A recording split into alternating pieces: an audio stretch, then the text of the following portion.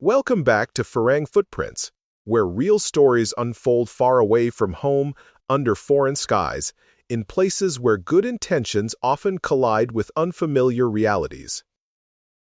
Today, a story is told by Rasmus, a 63-year-old man from Denmark, recently retired, experienced, careful, a man who believed that age, logic, and kindness would protect him from mistakes. He worked his entire life. He trusted structure. He believed problems could be solved once you understood how the system worked, until love, tradition, and responsibility met him in rural Thailand, and an old story about a sick buffalo turned out to be more complicated than it first appeared. This is not a story about foolishness. It is a story about cultural gaps, trust, and learning that helping does not always mean repeating the past, and about how real support sometimes means building something new instead of replacing what has always been done. This is Rasmus' story, told in his own words. I retired at 63. At least, that is what the letter from the pension office said. After more than 40 years of working, planning, organizing, and solving problems, my professional life officially ended with a few signatures and a quiet handshake. No celebration, no ceremony, just a polite acknowledgement that my role was complete. People congratulated me. You earned it, Rasmus. Now you can finally enjoy life. You will not know what to do with all the free time. They were right about one thing. I did not know what to do with the time. I am from Denmark. I spent most of my life working in technical logistics, systems, efficiency, optimization. I liked knowing how things fit together. I trusted numbers. I trusted planning. If something failed, there was usually a reason, and once you found it, you could fix it. Retirement removed all of that overnight.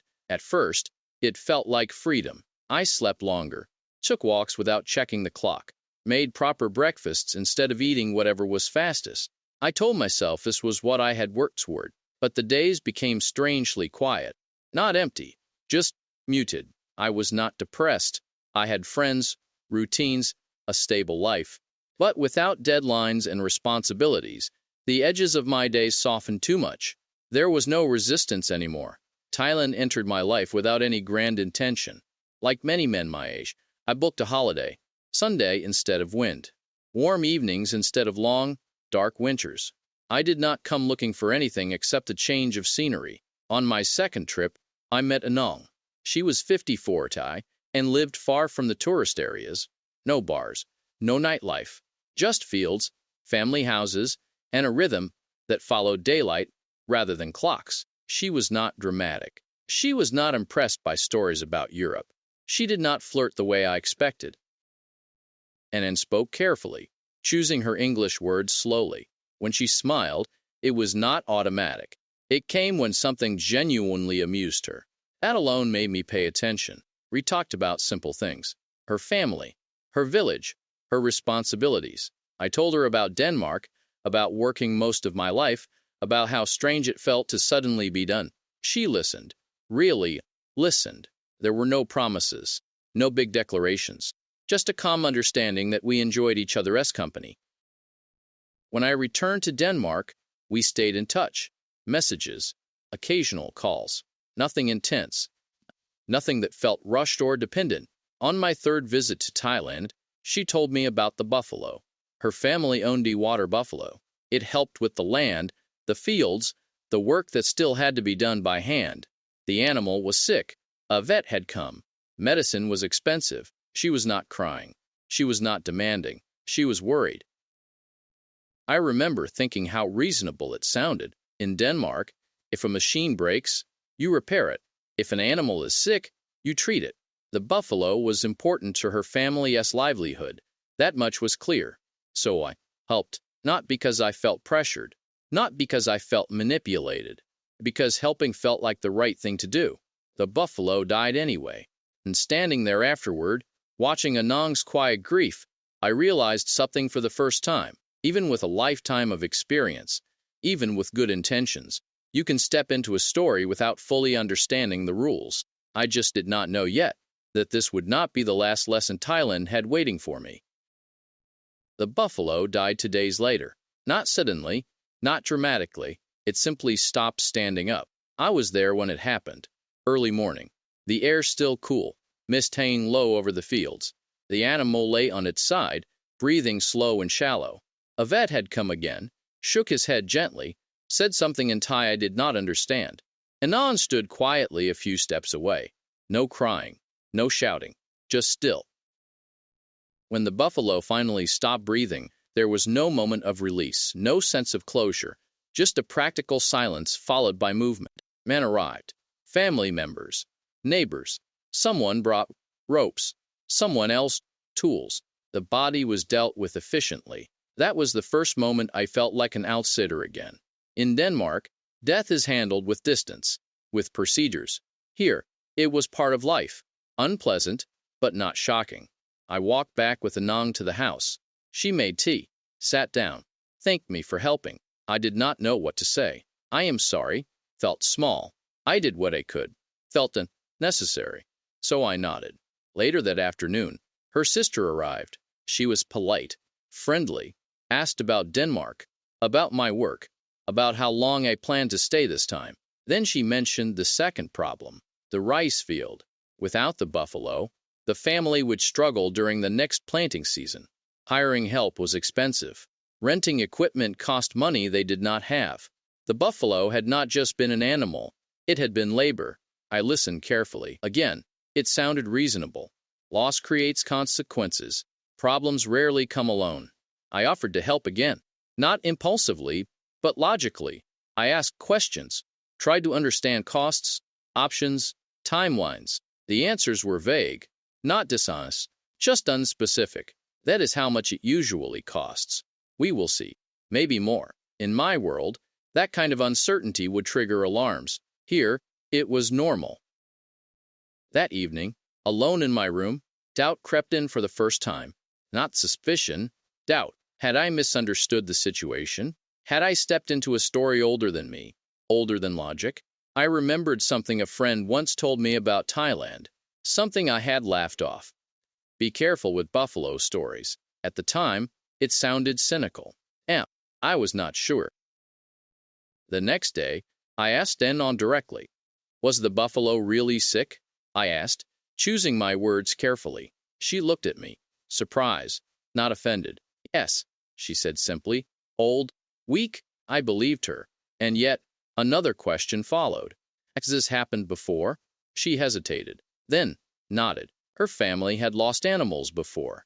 Sometimes to illness, sometimes to accidents, sometimes to bad luck. There it was. Not a lie, not a trick, just a system I did not fully understand. In rural Thailand, support does not come from insurance or government aid. It comes from family, community, and sometimes from outsiders who are willing to help, people like me. That realization did not make me angry. It made me reflective. I was not being targeted. I was not being deceived. I was being included. And inclusion comes with expectations. The second problem became clear a few days later. Anong's mother needed medical treatment. Not urgent, but ongoing. Medication. Travel to a larger town. Costs that added up slowly, invisibly. Again, no demands, just information. I felt the familiar pull of responsibility. Back in Denmark, I had spent decades solving problems with efficiency. Now, I stood in a place where problems were shared, carried collectively, and rarely solved once and for all. I had two choices: continue reacting, paying, fixing, replacing, or stop and understand the structure I had stepped into. That night, I did not sleep much, not because I felt used, but because I realized something important. If I wanted to be part of Anong's life, I could not just bring money. I had to bring understanding, and maybe a different kind of solution. The longer I stayed, the more I noticed patterns, not schemes, not tricks, patterns. Every morning began the same way. The sun rose early, unapologetic. Anong was already awake, moving through the house with quiet efficiency. Coffee for me, rice soup for herself, a routine built over decades, not adjusted for visitors. I admired that. In Denmark, retirement had softened my edges. I woke later, thought slower, Had time to consider things I once rushed through. Here, time behaved differently. It did not stretch. It repeated. Days folded into one another, and within those repetitions, I began to understand the unspoken rules. Problems were not emergencies. They were constants. The buffalo had not been a tragedy. It had been an inevitability. What unsettled me was not the loss. It was how quickly life adjusted around it. Children still went to school. Fields still needed work. Meals were still cooked. Only the labor shifted onto people. I watched Anong's brother bend over the field with a hand tool that was clearly inadequate. The work took twice as long, Zberpspo protested, even if he did not. That is when it hit me. Back home, we replaced inefficiency automatically. Here, inefficiency was endured, not because people did not know better, but because better was expensive. That evening, I asked questions, not about money, about history. How long has your family worked this land? I asked. Anong smiled faintly. Always. Her father had worked it. Her grandfather. Before that, no one remembered names anymore. And the buffalo? I asked. She shrugged. Many buffalo. Over time. I did not ask if one had ever died conveniently before a foreign visitor arrived. I did not need to. I already knew the answer. Yes, but that did not mean what I thought it meant. In Denmark, repeating a story suggests manipulation. Here, it suggested survival. I thought of my own past, of decades spent in management, analyzing systems, optimizing processes, replacing outdated methods. I had been proud of that version of myself, the man who did not waste effort. Yet somehow, standing barefoot in a Thai rice field, that version felt relevant again, not as a provider of money, but as a provider of perspective. The second problem surfaced more clearly now. Anong's mother's medication was not optional. Skipping it meant pain. Sometimes, hospitalization. The trips to town were not dramatic, just draining. No one asked me to pay. That was the strange part. The expectation hovered in the air, unspoken, like humidity. I could have continued as before, transferred money, covered costs, replaced what broke. But that would turn me into something I did not want to be, not a partner, a resource. That night, I made a decision, not to withdraw, not to accuse, but to slow everything down.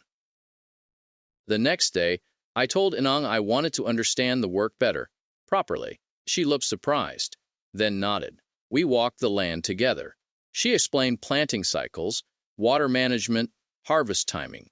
Her knowledge was precise, learned through repetition rather than theory. When I asked about alternatives, she listened. No defensiveness, no pride, just curiosity. What if, I said carefully, you did not need a buffalo at all? She stopped walking, looked at me. Like before? She asked. No, I said. Like after? I told her about small tractors, affordable ones, used machines, lower maintenance, higher efficiency. She frowned, not because she disagreed, but because the idea was unfamiliar. We do not do that here, she said finally. I smiled. That does not mean you cannot. The conversation did not end with agreement. It ended with silence, the good kind. Over the next days, I noticed something shift. Anong did not ask for help, but she asked questions about fuel, about repairs, about costs. Her brother listened too, quietly. One afternoon, I showed them photos on my phone. Machines similar to what I had in mind. Nothing fancy, practical. The excitement was not immediate. Hope here moved cautiously, but it moved. That was when I realized something else. The buffalo story had not been a trick. It had been a test, not of my wallet, but of my role. Would I remain a visitor who reacts or become someone who contributes differently? I thought of the warnings I had heard, the jokes, the stories told by men back home who had lost everything and blamed everyone but themselves. Understood now why those stories felt incomplete. They focused on outcomes, not choices. I was not immune to mistakes, but I was not helpless either. 3 holidays, I had told myself. 3 chances to observe before deciding anything permanent. For the first time, that plan felt wise.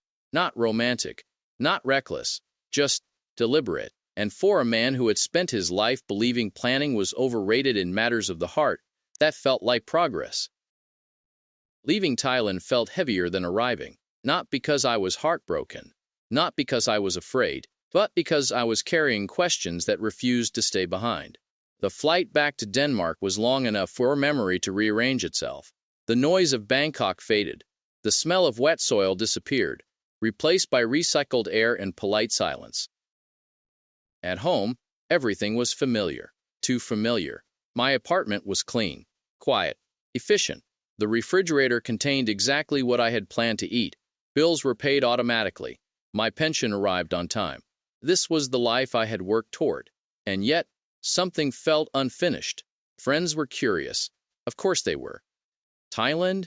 A woman? How old? The questions came wrapped in humor, but carried weight. When I mentioned the buffalo, laughter followed. Classic. For one falls for that one. At least it was not to buffaloes. I smiled, nodded.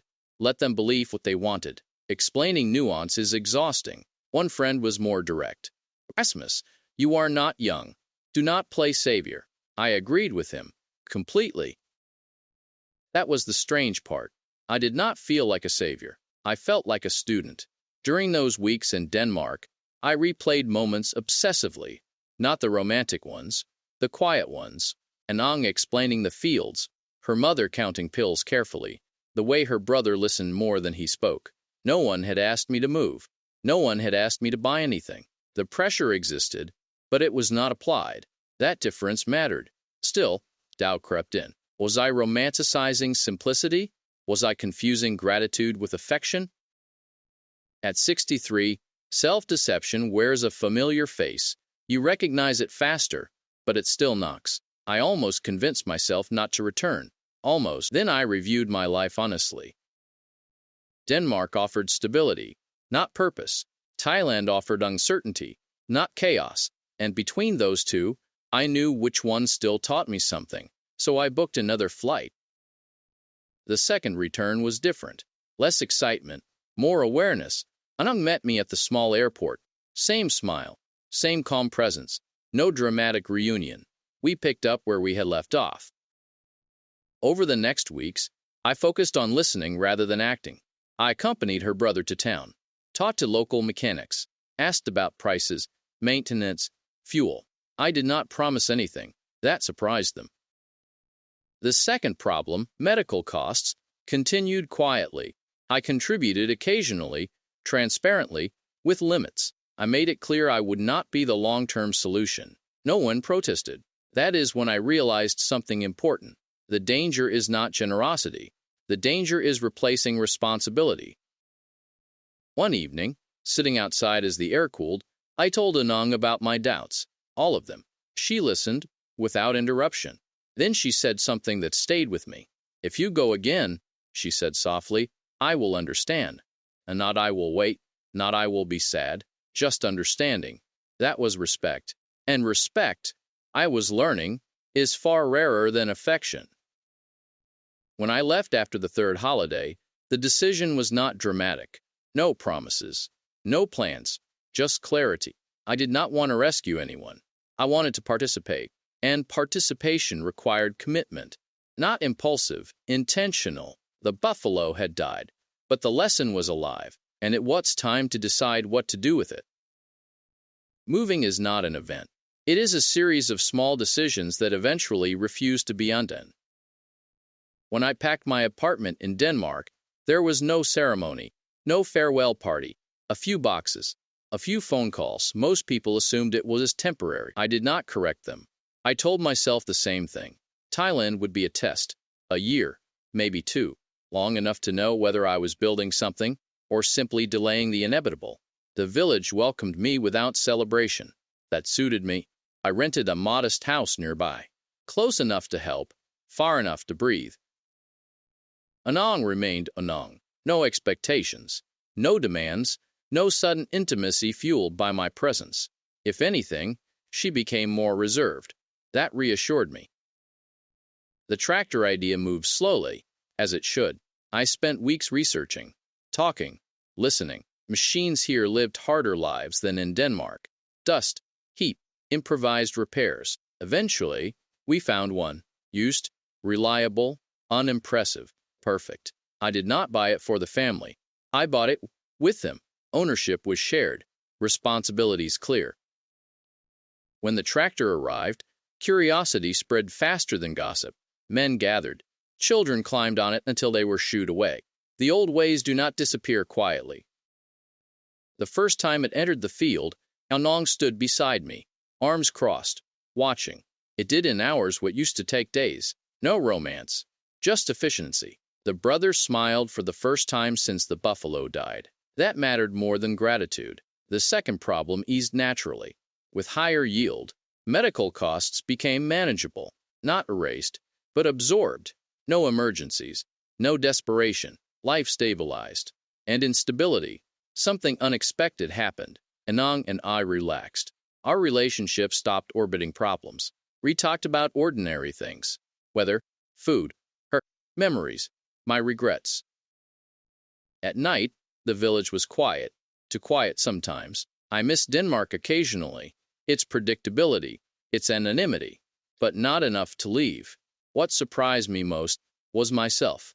I did not feel like I was sacrificing anything. I was not giving up a life. I was exchanging one rhythm for another. The buffalo had been real. The illness had been real. The trick, if there ever was one, was not deception. It was assuming that help must look the same everywhere. I was not a hero. I was not a victim. I was simply a man who stopped reacting and started thinking, and for the first time in years, that felt like progress. Acceptance does not announce itself. It arrives quietly, disguised as routine. I noticed it the morning I walked through the village and no one looked up. No curious glances. No polite smiles meant for strangers, just nods. Familiarity. I had become ordinary. In Thailand, that is not an insult. It is a privilege. I was no longer the foreigner who helps.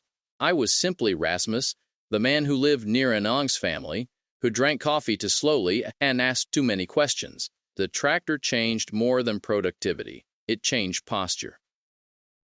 People stood differently, spoke differently. Plans extended further than the next harvest. Hope behaves that way. It lengthens horizons. Anong and I never defined our relationship.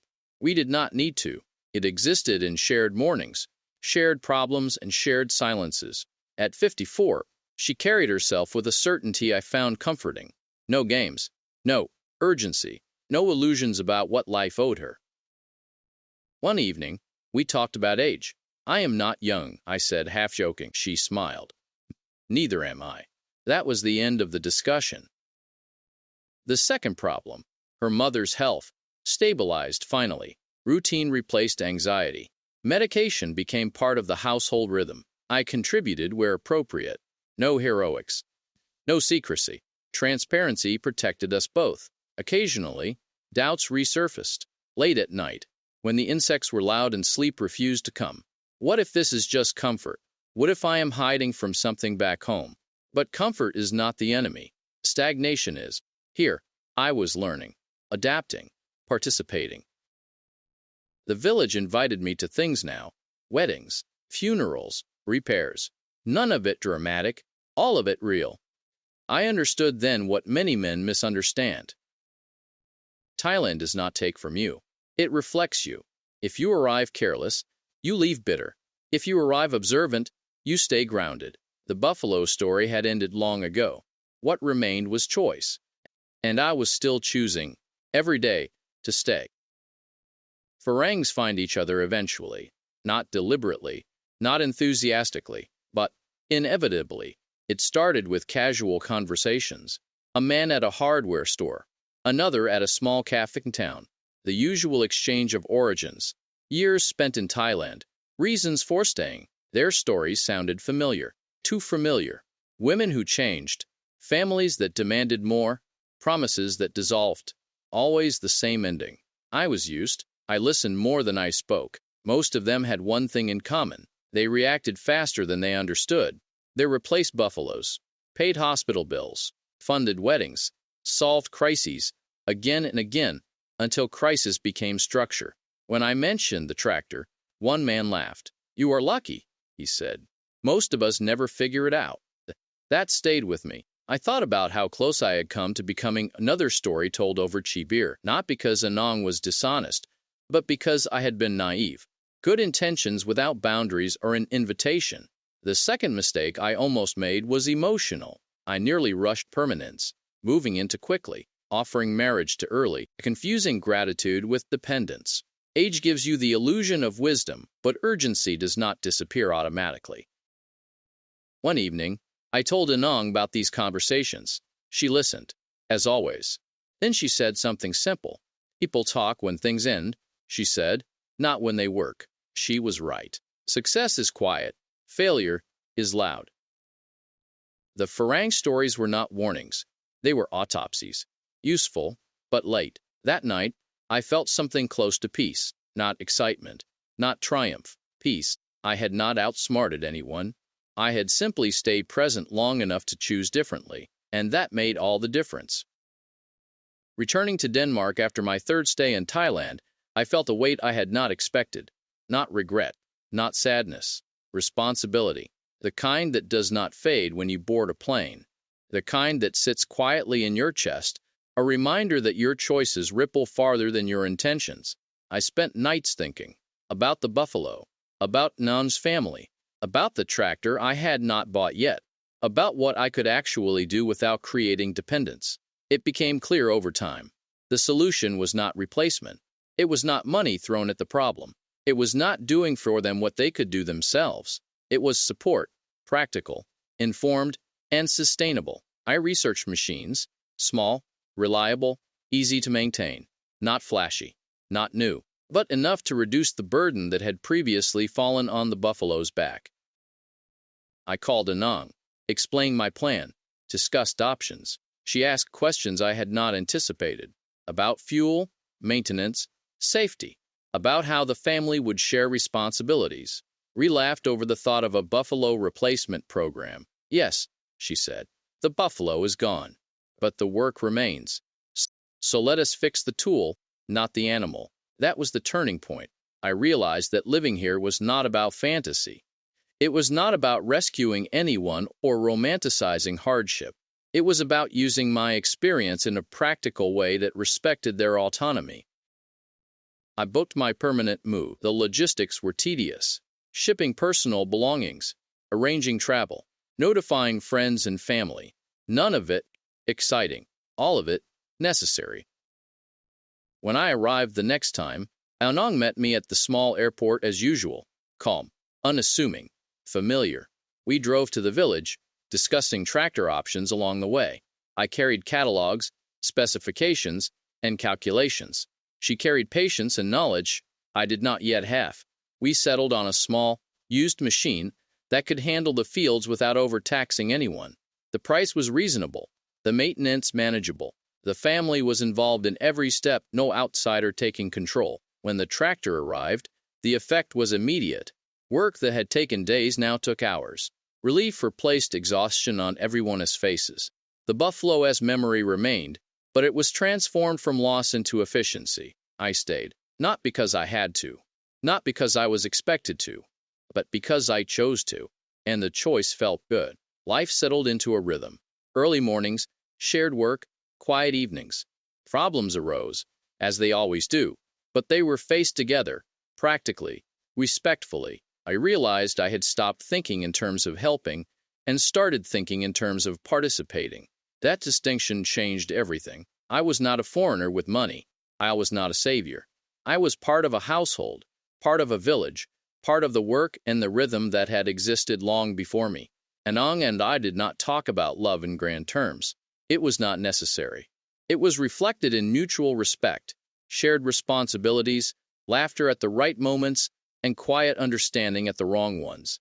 The buffalo had died, but what replaced it was alive, tangible, sustainable, real, and for the first time in decades, I understood clearly why I had come here. Not for excitement, not for escape, for participation, for presence, for choice. I was home. Life settled into a rhythm that felt almost ordinary, yet nothing about it was ordinary to me. Mornings began with the sun, low over the rice fields. The rooster-esque crow replaced alarms. soaped my shoes before breakfast. I carried water, checked machinery, and sometimes helped Anong sort seeds for planting. The tractor hummed in the background, its small engine a reminder that we had solved a problem differently. The buffalo had been real, its illness real. But it was gone. And in its place, something more enduring had arrived, a solution that respected the past while creating a future. I did not feel like a foreigner. I did not feel like a savior. I felt involved, present, participating. The villagers no longer watched me with curiosity. They nodded, greeted, sometimes asked for advice about small mechanical problems or logistical questions, the kind of questions I could answer with my experience without taking over. Anong's family adapted naturally. Her brother learned to drive the tractor carefully. Her mother, as health stabilized, the rice fields were productive again, and no one felt overburdened. We did not speak much about what had almost happened, about how easily the story could have turned into another cautionary tale of a foreigner taken advantage of. It did not matter. Presence, consistency, and quiet respect spoke louder than words. Evenings were my favorite. The air cooled. Insects hummed. Anong and I would sit outside the small porch, sometimes sharing tea, sometimes simply listening to the village settle down. I watched the children play, listened to the neighbors chatting, helped occasionally, without fanfare.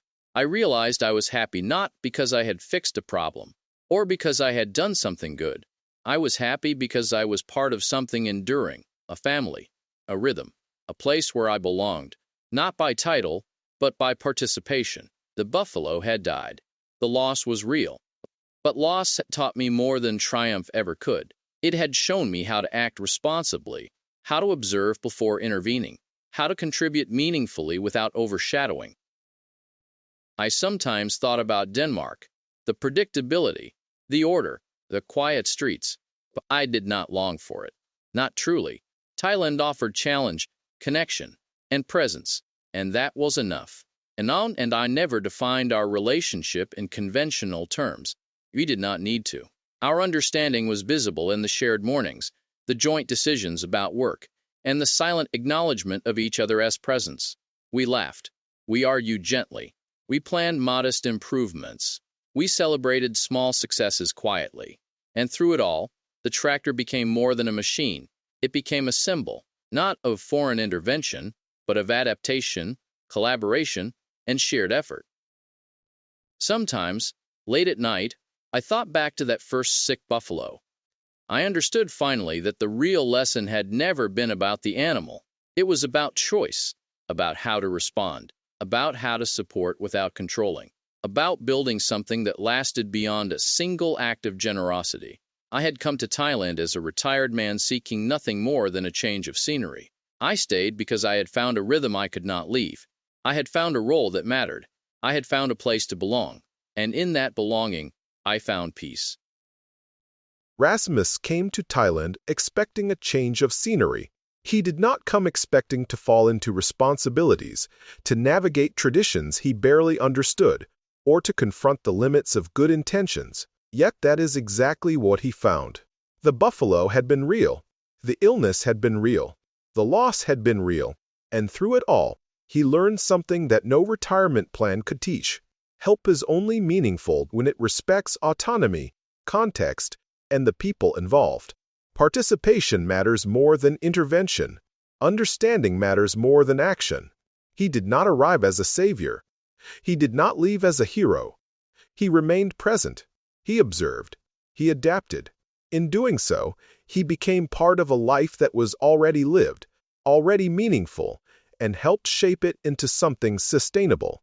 The tractor replaced the buffalo, but it also replaced the pattern of reactive help with one of thoughtful support. Rasmus stayed, not for glory, not for admiration, but because he had found a rhythm, a role, and a place where he belonged. For those who wish to share their thoughts, reflections, or simply say hello, we can be reached at farangfootprints@gmail.com. Farang Footprints reminds us once again, sometimes the greatest lessons arrive quietly, in loss and adaptation, in observation and restraint. and in the patient choice to participate rather than rescue.